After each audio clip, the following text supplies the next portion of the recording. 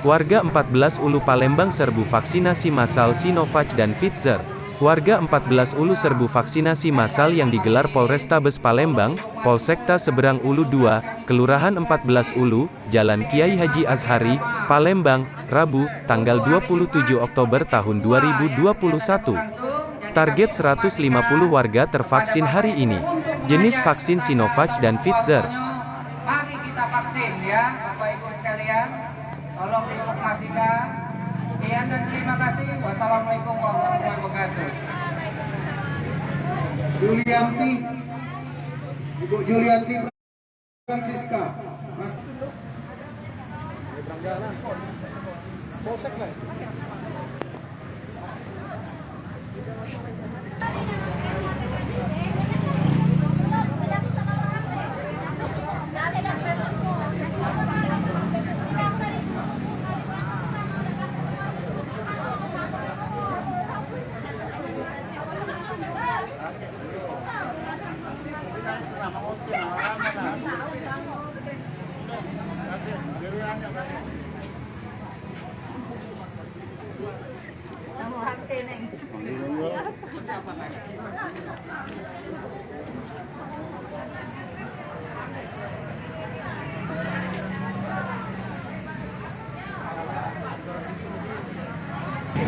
Alhamdulillah pada pagi menjelang siang hari ini kami melaksanakan kegiatan vaksin masyarakat di Kelurahan Pak Sulu dan masyarakat di sekitar kelurahan.